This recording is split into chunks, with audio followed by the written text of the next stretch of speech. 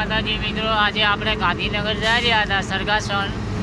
તો ગાંધીનગર સિટી બહુ સરસ છે અને સરસ એનું કારણ કે બધાએ મોટા મોટા નેતા લોકો રહેશે, એના કારણે સિટીનો માહોલ એકદમ સાફ સફાઈમાં રહેશે. કેમ કે અહીંયા મોટા મોટા રોજ નેતાઓ હોય, ફરતા હોય, એટલે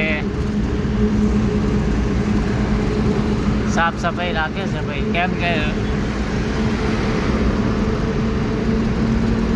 નેતા લોકોને ધૂળ બૂળ ઉડે નહીં ભાઈ, વાત સાચી ખોટી.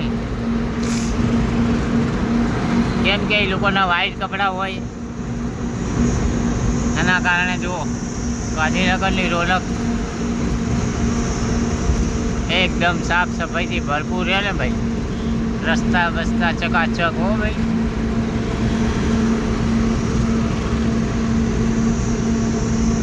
એક નંબર ભાઈ. અને આ ટ્રેક્ટર ખાતર ભરીને જઈ રહ્યું.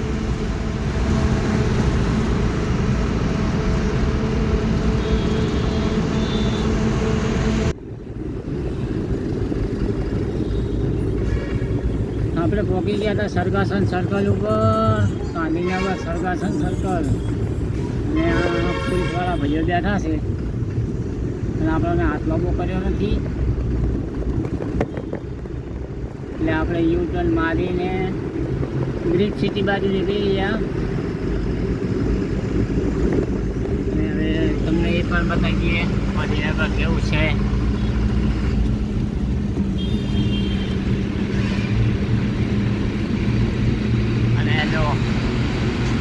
રોડ ઉપર રોડની સાઈડમાં સાધનોને પાણી પાવાનું ચાલુ છે.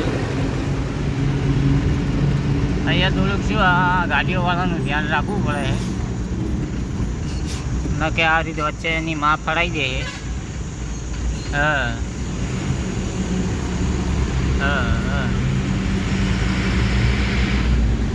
એટલે મિત્રો ગાંધીનગર આવતા હોય તો હવે નાની ગાડીઓવાળાથી થોડું સાચવીને ચાલવું. આપણી ગાડી મોટી છે એટલે ધારો કે જલ્દી બ્રેક આવે ના આવે એટલે એ લોકો તરત સુવર્ણા નીકળી જાય વચ્ચે. એટલે આપણે સાચવીને ચાલવાનું, એ લોકોને ચાલવાની જરૂર નહીં.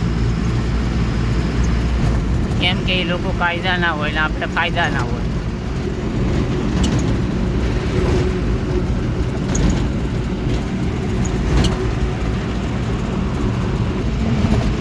બહુ સરસ સિટી ગાંધીનગર છે.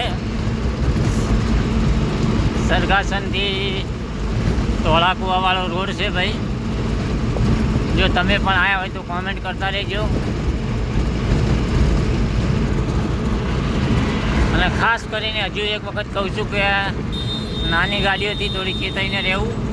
જુઓ ફટાક દઈને રસ્તા ઉપર આવી જાય છે.